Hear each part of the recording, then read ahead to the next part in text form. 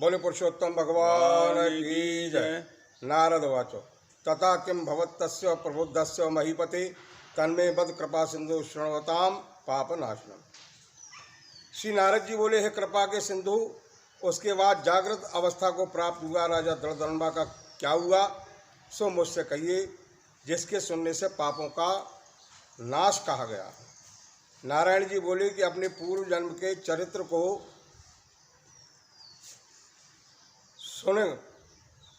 सुनने से आश्चर्य युक्त तथा सुनने की इच्छा रखने वाला राजा दृढ़धर्मा ने राजा दृढ़धर्मा से वाल्मीकि ऋषि फिर बोले।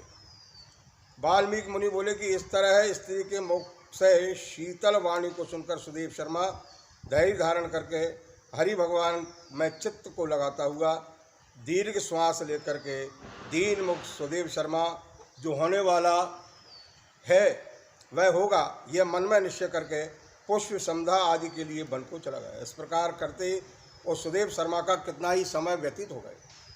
बाद किसी दिन संध्या कुछ फल पुष्प आदि के लेने के लिए वन को गया।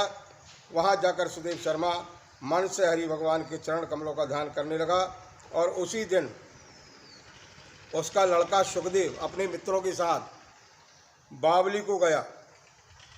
बावली में प्रवेश कर बराबर की उम्र के मित्रों के साथ जल संयंत्रों से जल फेंकता हुआ और बार बार हंसता हुआ खेलने लगा।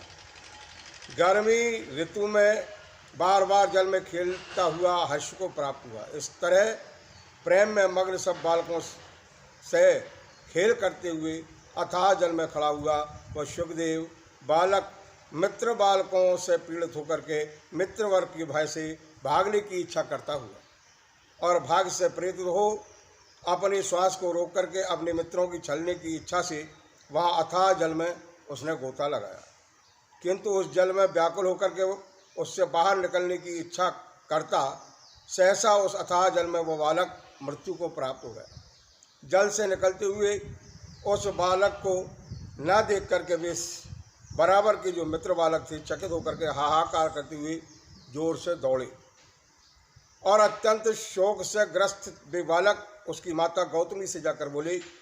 उन बालकों के अत्यंत अप्रिय वज्रपात के समान वचन को सुनकर के पुत्र में प्रेम करने वाली वो गौतमी तुरंत पृथ्वी पर गिर गई।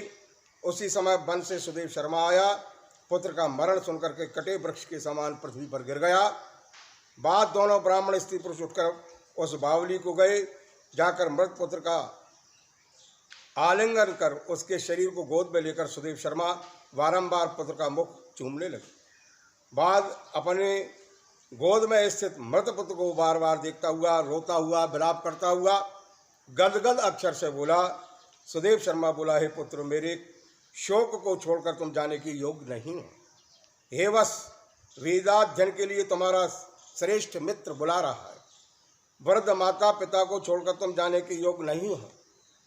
हे वश, वेदाध्ययन के लिए तुम्हारे उपाध्याय अध्यापक बुला रहे हैं। हे पुत्र, शीघ्र उठो, इस समय क्यों सो रहे हो?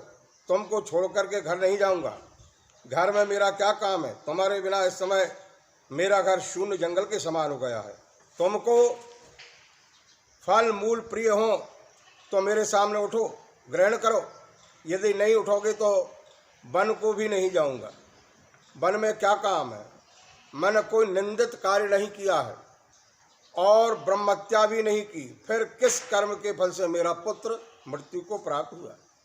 अहो ब्रह्मा, तुमने ऐसा करके कौन सा बड़ा फल प्राप्त किया है? हे निर्दय, वृद्ध दीन मेरे नेत्र को लेकर के निर्धन का धन और दोनों स्त्री पुरुषों का सहारा इस पुत्र को हरण करते तुमको लज्जा क्यों नहीं होती? सर्वत्र तुम दयालु हो, परंतु मेरे विषय में निर्दयी हो गए। सो क्यों? अहो आश्चर्य है, मेरे भाग्य से यह उल्टा कैसे हो गया? स्वभाव से सुंदर पुत्र की खोज इस समय में कहाँ करूं? हे पुत्र, तुम्हारे मुख और सुंदर नेत्र को कहाँ देखूंगा?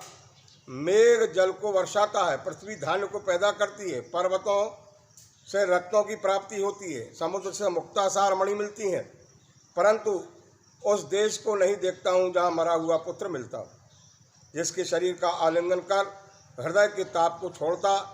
हे वत्स, तुम एक बार शीघ्र वचन सुनाओ और दया करो। तुम्हारी माता लज्जा छोड़ करके चील के समान अत्यंत विलाप कर रही है।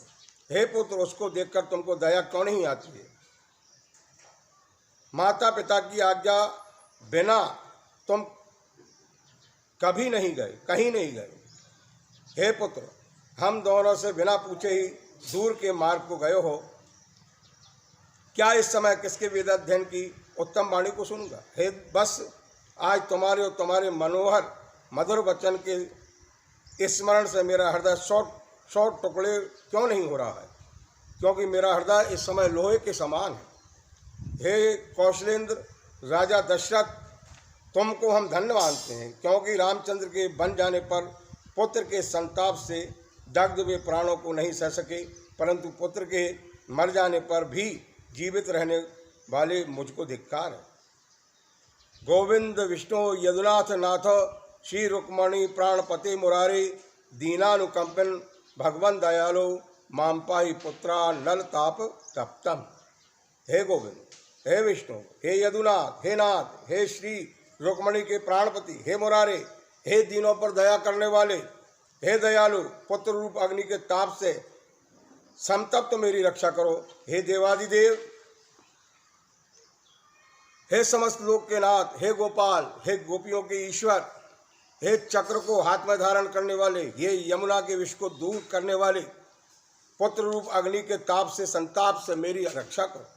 हे वैकुंठ के वासी विष्णु, हे नरकासुर के नाशक, हे चराचर के आधार, हे संसार रूप समुद्र से पार करने के लिए जहाज रूप अर्थात समुद्र से पार उतारने वाले, हे ब्रह्मादि देवताओं से नमस्कृत चरण पीठ वाले, पुत्र रूप अग्नि के ताप के संताप से मेरी रक्षा करो। हमारे समान शठ दूसरा कोई नहीं है, जो मैंने देव की पुत्र श्री कृष्णचंद्र के वचनों का उल्लंघन कर पुत्र में दुराशा की। कौन अभागा पुरुष भाग में रहने वाली वस्तु को प्राप्त कर सकता है? बोले पुरुषोत्तम भगवान की जय।